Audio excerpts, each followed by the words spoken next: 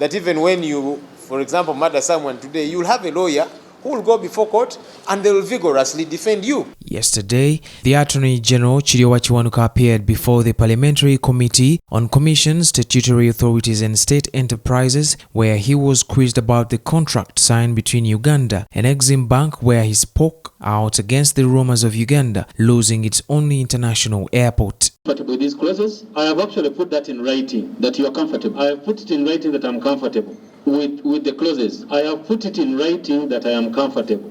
So everything is okay. In my view, everything is okay. And you don't see any cause for alarm in this situation? Honorable Member of Parliament, yes, sir.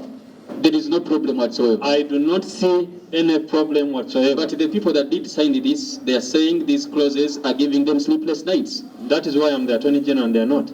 Today, the Minister of Finance, Matia Kasija, was supposed to appear before the same committee to answer to queries in contract, but he did not turn up. Kasaija was supposed to inform the committee on the progress of the contract renegotiation with Exim Bank in China. The members of this committee expressed deep concern over the conduct of the minister. So every other time you interact with them, you discover that there is something not clear, As a committee, we are disappointed because we are trying to look for the solution. It was very unfortunate today that he couldn't turn up because there are concerns raised by Ugandans about the loan from China. The chairperson of this committee, Ssenyonyi, revealed that he did not receive any communication from the minister explaining his absence and that they tried calling his phone number, but all in vain. I've been making calls all through this morning. Spoken to his PA, I called his phone, it's the bodyguard that picked. Said, I know he's in another meeting, and after that he's going for another. He will not be able to show up for the COSASE meeting, that he's not ready.